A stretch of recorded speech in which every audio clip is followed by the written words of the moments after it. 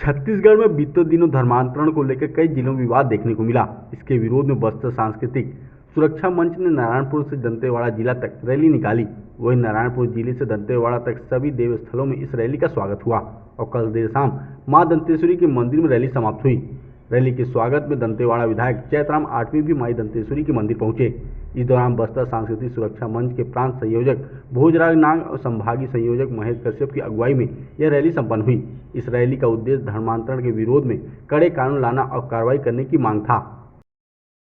सांस्कृतिक सुरक्षा मंच के तत्वाधान में 9 तारीख से नारायणपुर के मावली माता मंदिर से होकर विभिन्न मार्गों से होते हुए 3 दिन के अंदर हम लोग आज दंतेश्वरी माई के गुहार रैली लेकर हम लोग यहाँ उपस्थित पहुंचे हैं, क्योंकि बस्तर जो सदियों पुरानी बस्तर हजारों साल से हमारी सांस्कृतिक पारंपरिक रूढ़िगत परंपरा विश्व विख्यात रहा है, लेकिन वर्तमान 20-30 वर्ष के अंदर धर्मांतरण, अलगाववाद ऐसे कई आसुरी शक्तियां बस्तर में विचरण कर रहे हैं, जिसके चलते समाज में टकराव की स्थिति बन रहा है।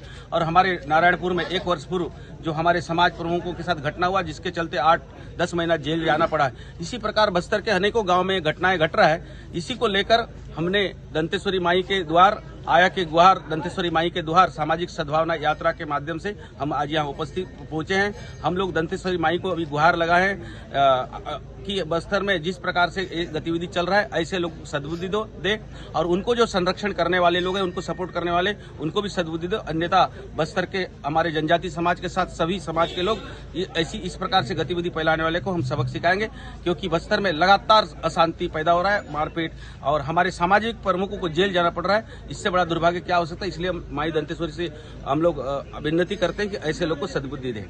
बस्तर सहित छत्तीसगढ़ में जिस प्रकार से लगातार धर्मांतरण हो रहा है, इसका मुख्य कारण यही है कि ईसाई मिशनरी के लोग हमारे लोगों को प्रलोभन दे रहे हैं, हमारे लोगों को झूठ बोल रहे हैं, प्रपंच कर रहे हैं।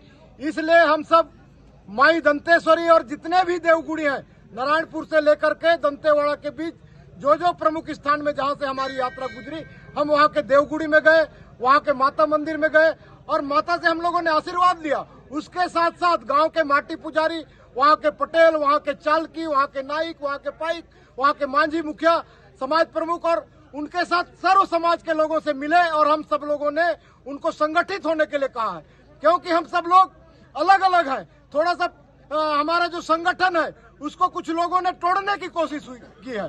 पुरातन काल में जब राजा महाराजा का जमाना हुआ करता था, उस समय हम लोग दशहरा मनाते थे, उस समय हम मेला मड़ाई मनाते थे, तीज त्योहार मनाते थे। उस समय सर्व समाज के लोग मिलकर के मनाते थे, कहीं पे कोई मतभेद नहीं था, पूरा समरसता और सद्भावना था।